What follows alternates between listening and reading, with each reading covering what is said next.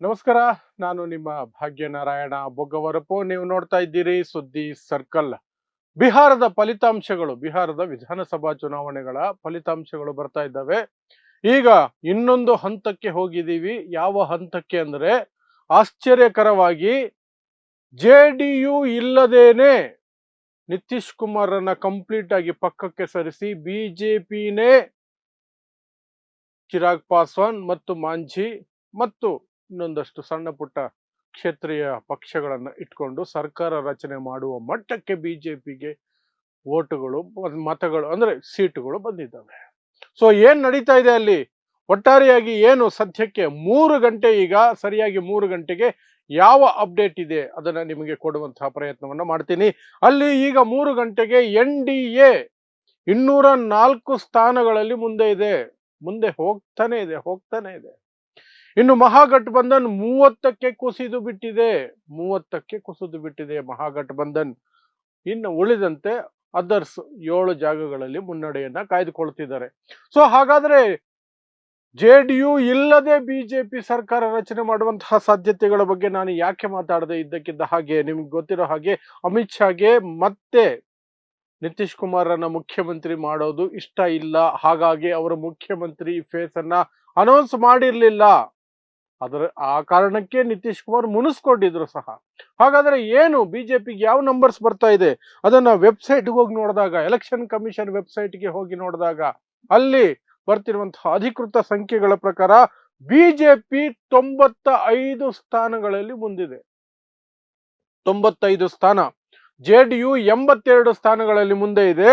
RJD ಕೇವಲ 25 ಸ್ಥಾನಗಳಲ್ಲಿ ಮುಂದೆ ಇದೆ ಅಂತ ಎಲೆಕ್ಷನ್ ಕಮಿಷನ್ ಹೇಳ್ತಾ ಇದೆ.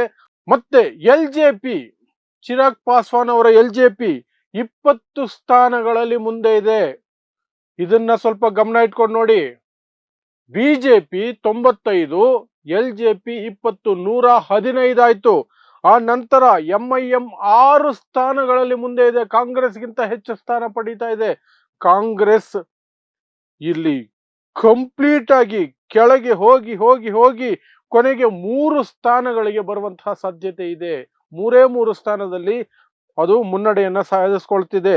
ಇನ್ನು ಹಂಪಕ್ಷ, ಮಾಂಝಿ ಅವರ ಹಂಪಕ್ಷ, ಇದು NDA ಭಾಗ, ಅದು 5 ಸ್ಥಾನಗಳಲ್ಲಿ ಮುನ್ನಡೆಯಲ್ಲಿದೆ. ಹೀಗಿರಬೇಕಾದ್ರೆ 95 ಬಿಜೆಪಿ,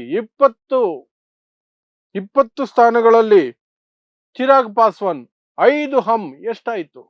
120 ಸ್ಥಾನಗಳಾಗೋಯ್ತು. 122 ಬಹುಮತಕ್ಕೆ ಬೇಕಾಗಿರುವಂತಹ ಅಂಕಿಗಳು. ಹಾಗಿರಬೇಕಾದ್ರೆ ನಿತೀಶ್ ಕುಮಾರ್ ಅವಶ್ಯಕತೆನೇ ಬಿಜೆಪಿಗೆ ಇಲ್ಲವೇ ಇಲ್ಲ. ಸೊ ಆ ರೀತಿಯಾದಂತಹ ಗೇಮ್ಗೆ ಈಗ ಬಿಜೆಪಿ ಸಿದ್ಧತೆ ಮಾಡ್ಕೊಳತ್ತಾ, ಅಷ್ಟು ರಿಸ್ಕ್ ತಗೊಳತ್ತಾ. ಯಾಕೆ ಅಂದ್ರೆ 12 ಜನ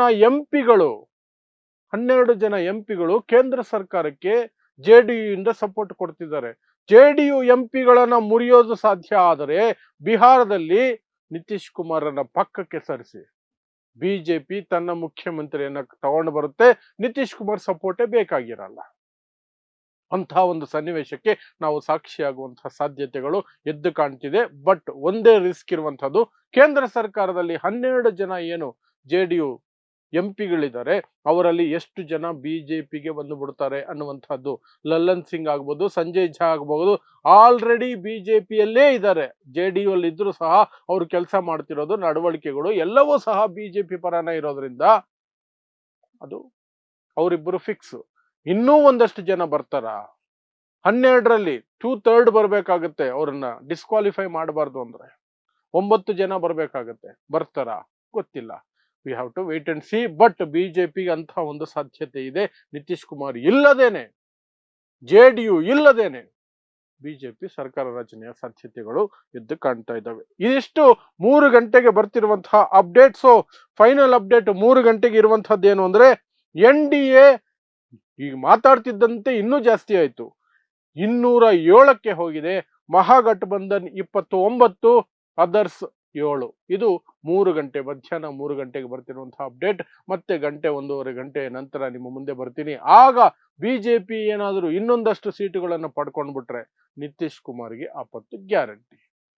ವೇಟ್ ಅಂಡ್ ವಾಚ್ ಅಷ್ಟೇ. ಸೊ ಇಂತಹದೇ ವಿಶೇಷ ಸುದ್ದಿಗಳಿಗಾಗಿ ನೋಡ್ತಾ ಇರಿ ಸುದ್ದಿ ಸರ್ಕಲ್. ನಾನು ನಿಮ್ಮ ಭಾಗ್ಯನಾರಾಯಣ ಬೊಗವರಪು.